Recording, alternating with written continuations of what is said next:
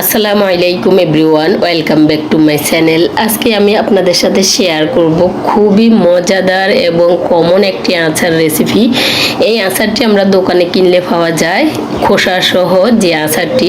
এই আচারটি দোকান থেকে আপনি যদি বাসায় তৈরি করে নেন, আপনি নিজে অবাক হয়ে যাবেন কতটা মজাদার হয়। আর এই আচারটিতে আপনি রোদে শুকানোর কোনো ঝামেলা নেই। তার মধ্যে আমরা যে চিকেন শর্মা সসটা বানিয়ে নিই, ওই সসটা বানিয়ে নিতে এই আচারের মশলাটা আপনি ইউজ করতে পারবেন। আমরা যে মুড়ি মাখা খাই, ওই মুড়ি মাখার মধ্যে এই আচারের মশলাটা আপনি ইউজ করে মাখিয়ে নিতে পারবেন। খুবই মজাদার এই আচারটি। চলুন তাহলে আপনাদের সাথে আজকে শেয়ার করি। এখানে আমি 2 কেজি থেকে বেশি, 3 কেজি থেকে কম আম নিয়েছি। আমগুলো আমি খোসা সহ ভালো করে ধুয়ে নিয়ে এরপর কেটে নিয়েছি।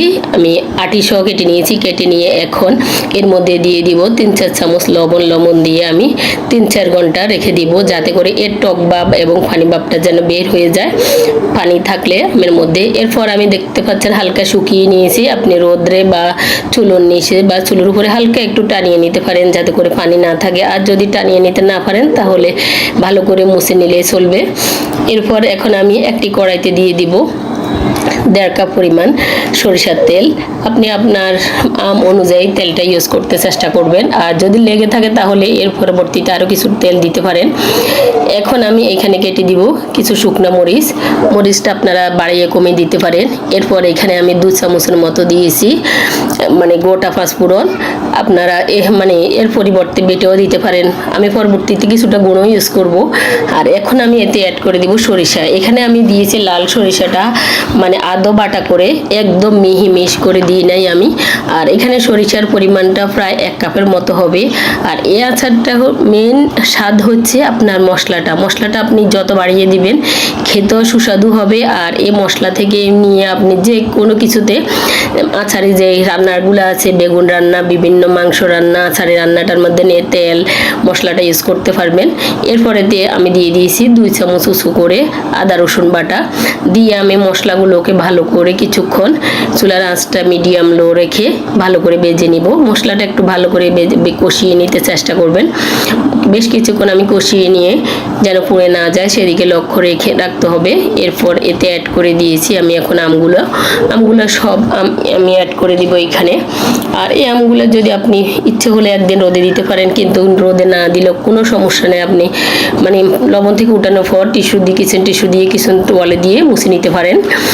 আর এখন এতে আমি অ্যাড করে দিয়েছি 1.5 কাপের মতো চিনিটা আপনারা বাড়িয়ে কমিয়ে দিতে পারেন। পরবর্তী লাগলে আমি আরও কিছুটা দিব। আর দিয়েছি এখানে আমি 1/2 চামচ লবণ। হলুদ গুঁড়োটা দিয়েছি আমি সমান করে 1 চামচ। এরপরে অ্যাড করে দিব আমি মরিচ গুঁড়োটা এখানে আমি 1/2 চামচ দিয়েছি। আসলে জালটা যার পছন্দ হিসেবে আপনারা দিতে পারেন। 1 টুকরো দারচিনি, 3টে এলাচ আমি দিয়েছি।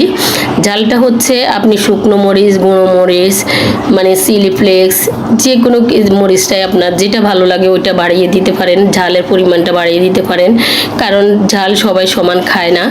যার যেমন বাসার ঝাল খায় সেই হিসাবে দিতে পারেন। অনেকে আচারের মধ্যে ঝালটা ভালো লাগে, কিন্তু আমাদের বাসায় আচারের ঝালটা তেমনটা পছন্দ করে না, তাই আমি আচারের ঝালটা একটু কমিয়ে দিই সবসময়।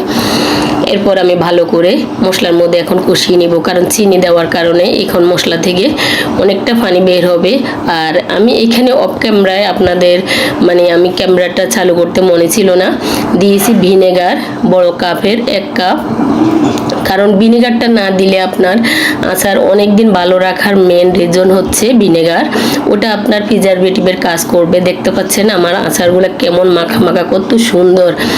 আর যখন আপনি এইভাবে রান্না করবেন তখন পানি বের হবে, কারণ এটা চিনির পানি ভিনেগারের পানি মিলে একটু পানি বের হবে। কিন্তু আপনি রান্না করতে দেখবেন যে আচারগুলো আস্তে আস্তে পানিটা শুকিয়ে গিয়ে তেলটা বেশি উঠবে যখন এইভাবে, তখন আপনি বুঝতে পারবেন যে আপনার আচারটা মোটামুটি হয়ে গিয়েছে। আস্তে আস্তে আপনি আরও বেশ কিছুক্ষণ এরকম একদম লো ফ্লেমে রেখে নামিয়ে নিতে পারবেন। আমার আচারটা মোটামুটি হয়ে গিয়েছে। এই পর্যায়ে আমি দিয়েছি ভাজা জিরার গুঁড়ো 1 চামচ, চিলি ফ্লেক্স 1 চামচ, পাঁচফোড়ন গুঁড়ো 1 চামচ। পাঁচফোড়ন গুঁড়োটাও আপনারা আর একটু বাড়িয়ে দিতে পারেন। আমি কিন্তু মানে যখন আচারটা মাঝখানে রান্না হচ্ছিল তখন কিন্তু সরিষাটাও আর একটু বাড়িয়ে দিয়েছি, সরিষার তেলটাও আরও হাফ কাপের মতো দিয়েছি। মোট আমার এইখানে 2 কাপের মতো, পুরো 2 কাপের মতো সরিষার তেল লেগেছে।